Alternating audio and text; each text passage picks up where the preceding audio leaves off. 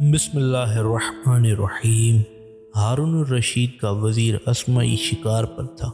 اتفاق سے ساتھیوں سے بچھڑ گیا، ساتھ ہی راستہ بھٹک گیا۔ اسمعی کہتا ہے میں نے ایک خیمہ دیکھا اور اس خیال سے اس خیمے کی طرف چل دیا کہ شاید کچھ دیر آرام کر سکوں اور پانی بھی مل جائے اور ممکن ہے قافلہ بھی ادھر آ جائے اور میں ان سے مل جاؤں۔ میں آگے بڑھا اور جب قریب پہنچا تو دیکھا کہ ایک خوبصورت نوجوان خاتون خیمے کے اندر موجود ہے اور بس خیمے میں وہی تنہا ہے۔ اس عورت نے مجھے ادھر دیکھ کر سلام کیا اور خیمے کے اندر آنے کو کہا۔ میں خیمے میں داخل ہوا۔ اس عورت نے مجھے ایک طرف بیٹھنے کا اشارہ کیا اور خود دوسری جانب بیٹھ گئی۔ میں نے بیٹھتے ہی اس سے پانی طلب کیا، لیکن اس نے یہ کہہ کر مجھے پانی دینے سے انکار کر دیا کہ مجھے شوہر کی طرف سے ایسا کرنے کی اجازت نہیں ہے۔ میں معذرت خواہ ہوں۔ ہاں، البتہ میرے پاس اپنے لیے تھوڑا سا دودھ موجود ہے، وہ آپ کو دے سکتی ہوں۔ اسمعی کہتا ہے میں نے دودھ پی لیا۔ وہ عورت بالکل خاموش چپ چاپ بیٹھی رہی اور بات کرنے سے گریز کیا۔ اچانک میں نے دیکھا کہ اس کا رنگ اڑ گیا اور وہ گھبرا گئی۔ میں نے خیمے کی باہر کی جانب دیکھا تو مجھے دور سے ایک سیاہ جسم ادھر آتا دکھائی دیا۔ وہ عورت بولی وہ میرے شوہر آ گئے ہیں، اور وہ پانی جو اس نے مجھے نہیں دیا تھا اٹھا کر باہر کی طرف لپکی۔ میری نظریں اسی جانب لگ گئی۔ میں نے دیکھا کہ ایک اونٹ آ کر خیمے کے نزدیک بیٹھا، جس پر ایک سیاہ رنگ بد شکل بے ترتیب لباس پہنے سوار تھا۔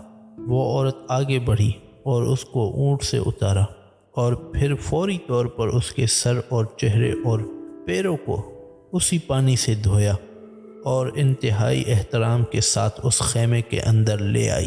اب میرے سامنے ایک انتہائی بد اخلاق سیاہ رنگ بوڑھا شخص تھا، جس نے میری کوئی خاص پرواہ نہ کی اور درست اور تیز لہجے کے ساتھ سختی سے اس عورت سے پیش آیا۔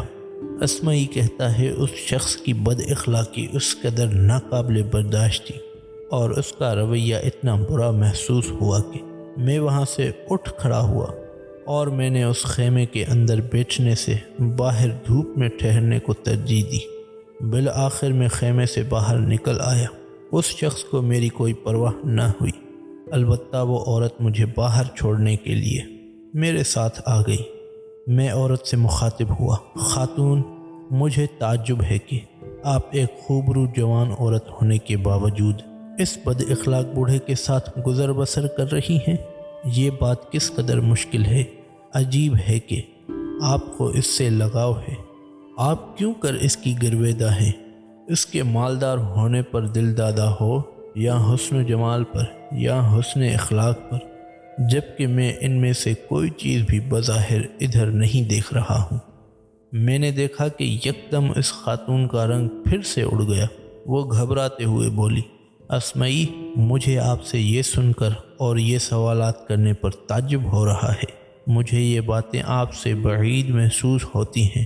آپ اور یہ بات میں کبھی سوچ بھی نہیں سکتی تھی کہ آپ وزیر ہو کر اس قسم کی باتیں کر کے چغل خوری کریں اور مجھے میرے شوہر سے بدگمان کریں اور میرے شوہر سے مجھے بددل کریں۔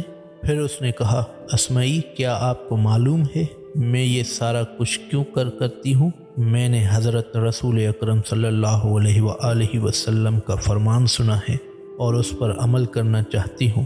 آپ صلی اللہ علیہ وآلہ وسلم نے فرمایا، ایمان کا نصف حصہ صبر اور نصف حصہ شکر ہے۔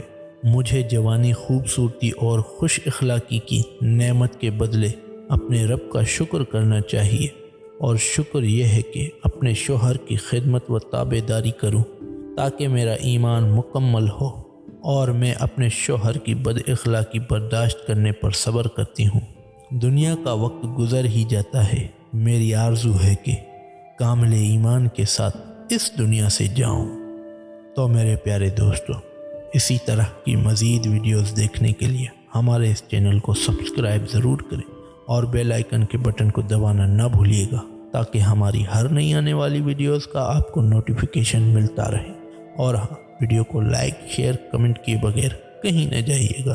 اللہ حافظ۔